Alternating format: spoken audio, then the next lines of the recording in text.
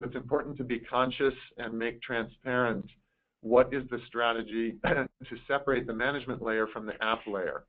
So in a disaster scenario, if the disaster hits the management layer, you may not be able to manage for a while, but your app is still running in another location.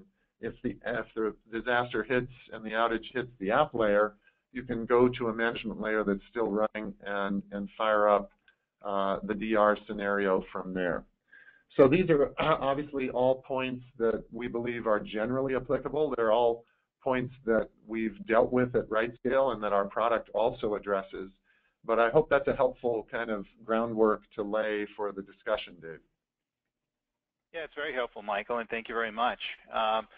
So anyway, let's kind of get into the meat of the presentation. And so the first thing we're going to hit is how to translate old IT budgets, an old IT budget into accurate costs for the new world of the cloud. And Dana, I'm going to go to you first. So what advice would you provide an organization that would, is looking to move into the cloud, but has traditional ways of dealing with budgetary CapEx, OpEx things, mixtures that are very different as we move to the cloud? So what things are going to change over the next few years for this kind of organization? Sure. Well, thanks, Dave. I think the long-run view is that there will be a lot more OpEx and a lot less CapEx, and that's a great thing for many accountants and many businesses. They have more predictability about their budget.